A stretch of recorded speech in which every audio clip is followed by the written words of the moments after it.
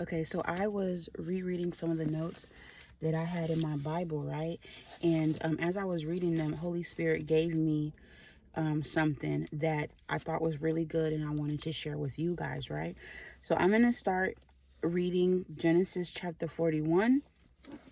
And then I don't know where I'm going to stop in this chapter, but I'm going to start here and then I'll give you guys what the Holy Spirit gave me, right? So it goes Genesis chapter 41. When 2 full years had passed, Pharaoh had a dream. He was standing by the Nile when out of the river there came up 7 cows, sleek and fat, and they grazed among the reeds. After them, 7 other cows, ugly and gaunt, came up out of the Nile and stood beside those on the river bank. And the cows that were ugly and gaunt ate up the 7 sleek fat cows. Then Pharaoh woke up. He fell asleep again and had a second dream. 7 heads of grain, healthy and good, were growing on a single stalk. After them, 7 other heads of grain sprouted, thin and scorched by the east wind. The thin heads of grain swallowed up the 7 healthy full heads. Then Pharaoh woke up. It had been a dream. In the morning his mind was troubled, so he sent for all the magicians and wise men of Egypt. Pharaoh told them his dreams, but no one could interpret them for him. Then the chief cupbearer said to Pharaoh, "Today I am reminded of my shortcomings." Pharaoh was once again angry with his servants, and he imprisoned me and the chief baker in the house of the captain of the guard. Each of us had a dream the same night, and each dream had a meaning of its own. Now a young Hebrew was there with us, a servant of the captain of the guard. We told him our dreams, and he interpreted them for us, giving each man the interpretation of his dream. And things turned out exactly as he interpreted them to us. I was restored to my position, and the other man was hanged. So Pharaoh sent out for Joseph, and he was quickly brought from the dungeon. When he had shaved and changed his clothes, he came before Pharaoh. Pharaoh said to Joseph, "I had a dream, and no one can interpret it. But I have heard it said of you that when you hear a dream, you can interpret it." I cannot do it," Joseph replied to Pharaoh, "but God will give Pharaoh the answer he desires." Then Pharaoh said to Joseph, "In my dream I was standing on the bank of the Nile, when out of the river there came up 7 cows, fat and sleek, and they grazed among the reeds. After them 7 other cows came up, scrawny and very ugly and lean. I had never seen such ugly cows in all the land of Egypt. The lean, ugly cows ate up the 7 fat cows that came up first. But even after they ate them, no one could tell that they had done so, so they looked just as ugly as before. Then I woke up. In my dreams, I also saw 7 heads of grain, full and good, growing on a single stalk. After them, 7 other heads sprouted, withered and thin and scorched by the east wind. The thins of grain swallowed up the 7 good heads. I told this to the magicians, but no one could explain it to me. Then Joseph said to Pharaoh, "The dreams of Pharaoh are one and the same.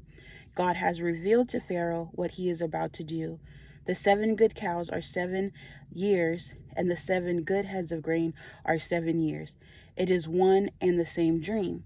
The 7 lean, ugly cows that come up afterward are 7 years, and so are the 7 worthless heads of grain, scorched by the east wind. They are 7 years of famine. It is just as I said to Pharaoh.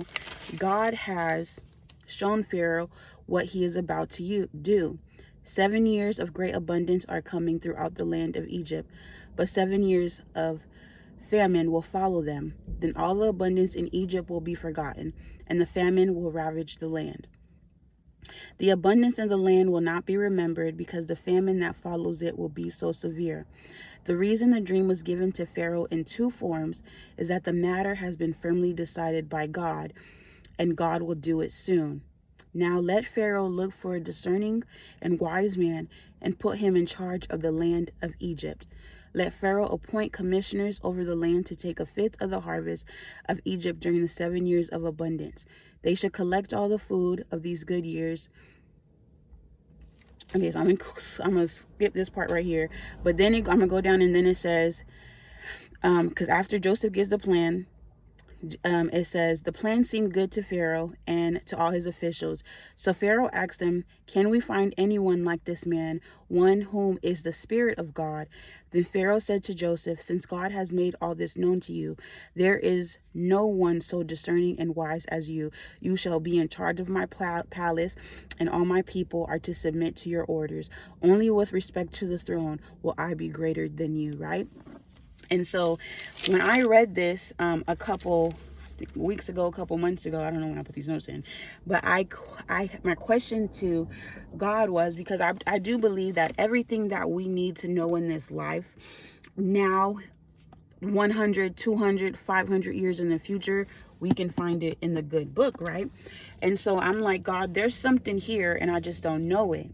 So I was asking God, how did Joseph know the interpretation of this dream? How did he know how to interpret the dream, right? So I was asking these questions to the Lord, and then it was, as I was reading later on in the verse, there was something that Joseph said. I don't remember what I was thinking of. I don't remember where it's at, to be honest with you, but it was something that Joseph said in regards to plowing and harvesting. And so I went to go look up the agricultural cycles of Egypt, right? So I'm going to read you guys my notes. In ancient Egypt, the people were dependent on the Nile River, and it was essential to their economy and lifestyles. The Egyptians created their calendar based on the cycle of the Nile. The Nile had 3 cycles, each being approximately 4 months long. Season 1 was Aket, which was approximately June through September. The Nile flooded, fields were underwater, no plowing nor reaping could take place. Season 2 was Peret, which is approximately October through February, which is the growing and planting season. The soil is rich with nutrients from the flood. The oxen plowed in this season. And season 3 is Shamu, approximately March through May, which is the harvest season. Crops matured and were harvested, such as grain. And so in Genesis chapter 41 and Pharaoh's dream, seeing the Nile represented what was about to come, and what was going to happen in Egypt. The cows represented cattle, representing oxen, representing the plowing season, and the grain represented harvest. And based on Egyptian cycles, regionally, agriculturally, the land could only be plowed once a year and harvested once a year. Plowing represents the beginning of an agricultural cycle and harvesting its end. And so when you saw 7 cows, which represented oxen, that represented plowing, which represent the beginning of a season. Because the agricultural cycle for Egypt only allowed for them to plow the land once a year, seeing 7 beginnings meant 7 years. And then the same thing, the grains, the heads of grain that Pharaoh saw would be the end of the season, agricultural season, which would be harvesting, right? And so if you saw 7 ends, that would be 7 years in total, right? And so when God used the cows and the grain, that's what he was using to reference to Egypt and to their cycle, right? But here's the thing that got me, right? So I was sitting here and I was reading through my notes, and I realized that Pharaoh could not interpret his own dream because he is a king. Kings do not plow. Kings do not harvest. They have servants. They have people that they delegate these tasks to. They have people who report to them and give them the results of a thing, right? But they are not the ones who actually till the land or plow the land or harvest the goods that the economy needs, right? And so Pharaoh, in and of himself, he could not understand what this dream meant because he never plowed a field. He wasn't no farmer. So he couldn't interpret his own dream. That means for him to be able to have anybody to interpret this dream, right, he had to get someone from the working class. That's why the magicians couldn't interpret it, because they were magicians, they were priestess, they studied stars and astrology and probably different types of witchcraft and sorcery and all of that. They didn't know nothing about farming either, right? And so it wasn't just that when Joseph interpreted the dream, he was just given divine revelation. That's how he got the dream. No, it was also based off of experiential knowledge. So how did Joseph get experiential knowledge, right? It says here in Genesis, hold on, give me 1 second. Right here in Genesis 39, when Genesis, now Joseph had been, I'm not gonna read this whole. Now Joseph had been taken down to Egypt. Potiphar, an Egyptian who was one of Pharaoh's officials, the captain of the guard, bought him from the Ishmaelites who had taken him there. The Lord was with Joseph, and he prospered, and he lived in the house of his Egyptian master. When his master saw that the Lord was with him and that the Lord gave him success in everything he did, Joseph found favor in his eyes and became his attendant. Potiphar put him in charge of his household, and he entrusted to his care everything he owned. From that time, he put him in charge of his household and all that he owned. The Lord blessed the household of the Egyptian because of Pharaoh, right? And so Potiphar put Joseph in charge of his household. Then you move on a little bit when Joseph ends up in prison. And then it says, while Joseph was there in the prison, the Lord was with him. He showed him kindness and granted him favor in the eyes of the prison warden. So the warden put Joseph in charge of all those held in the prison, and he was made responsible for all that was done there. The warden paid no attention to anything under Joseph's care, right? So how did Joseph know about the cycle of the Nile? It's because the Lord had put him in a place of stewardship, right? And this is the example that I wrote in my notes for anybody who ever gets this Bible in the future. They will know exactly what I'm saying, right? So the example is this. The example is a mother with 2 children. A mother may not be a farmer, but she knows based on the seasons when is the best time to buy grapes or corn. She knows that fruit and vegetables that are in season will cost less because it is plenty in supply, but fruits or vegetables that are out of season will cost more. She doesn't farm, but she understands the agricultural seasons for the area she lives in. So she knows what to get plenty of in one season, what to freeze or what to can for another season, or what to do when things are out of season. She is using what she knows / has learned to steward her family properly. Joseph had to do the same thing when he managed Potiphar's household and the entire prison. And so when Joseph was placed into these positions of stewardship, right, he had to learn Egypt's agricultural cycles. He had to learn when is the best time to go buy this or that. Because guess what? If Joseph was ill prepared, if he prepared incorrectly, they probably wouldn't have ate, or they wouldn't have ate as good as they could have, right? And so imagine you go grocery shopping and then all you get is corn or something because you didn't prepare for the times ahead, right? And so when the Lord calls on Joseph to interpret this dream, right, he isn't just using divine revelation from the Holy Spirit to interpret Pharaoh's dream. He's using all of the experiences that he has gone through since his brothers sold him off in Genesis to be able to interpret this dream, but also his ability to steward the entire mind you, his father put him over all of his brothers, right? He was the one who was the supervisor of his brothers, basically.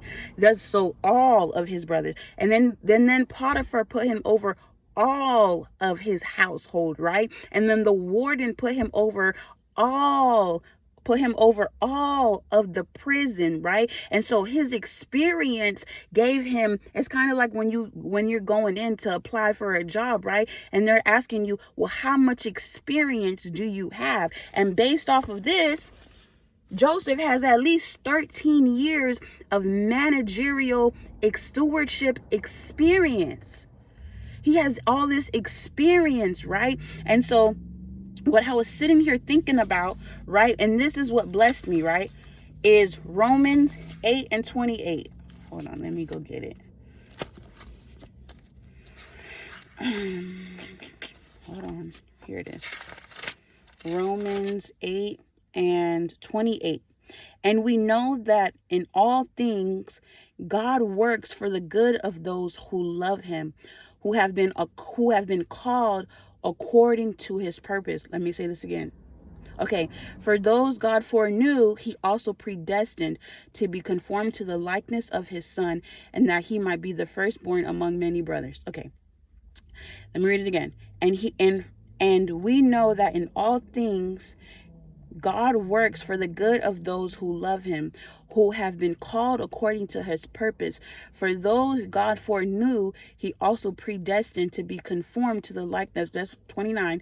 For those God foreknew, he also predestined to be conformed to the likeness of his son, that he might be the firstborn among many brothers, right? And so the whole point of this, the whole shebang of this whole thing, right, is this. When Joseph... It's this. Joseph ends up in a cistern. Joseph ends up a slave. Joseph ends up in prison, right? He is in some of the worst situations humanly possible. He is lied on. He's betrayed. He's rejected. He ends up in the worst situations possible, right?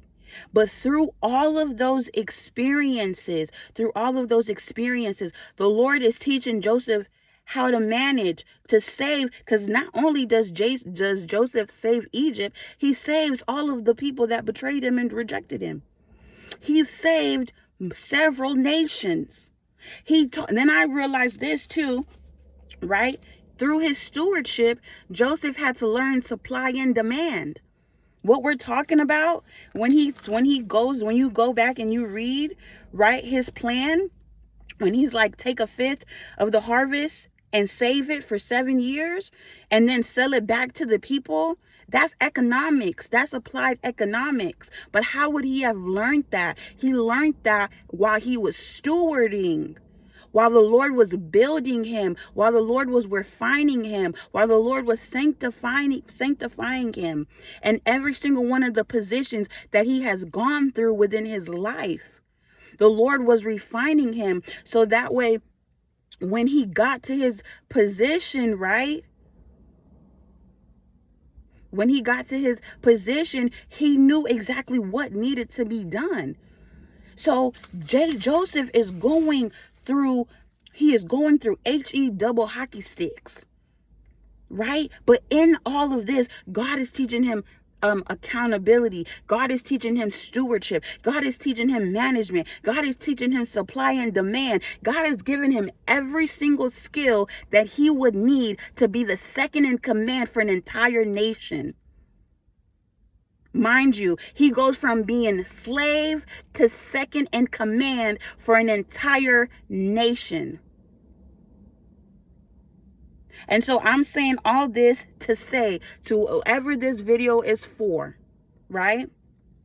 You might be going through the hardest experiences of your entire life. It may be the hardest thing you have ever experienced.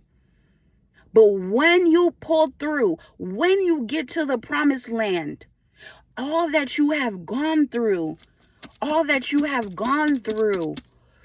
of it has shaped you in some way. That has prepared you in some way for the very thing that God has for you. For the very thing that God has for you has been prepared through the fire, through the HE double hockey sticks that you have been through. Mind you, him supervising his brothers, that's a foreshadowing. Him being put in charge of Potiphar's household is a foreshadowing. Him being put in charge of the prison is a foreshadowing. All of it foreshadowed what he was going to do, what his purpose was in Egypt, what his purpose was for the Israelites. And so if you're going through a hard time and you're like, man, God, I don't know what you're doing. I promise you, Joseph had no idea that this was the end result of what God was going to do. But God took all that he went through, and used it for his good and saved an entire nation, several nations. So keep that in mind. Anyways, that's what I had. It was good for me. I hope it's good for you. I hope you guys have a great day. Bye.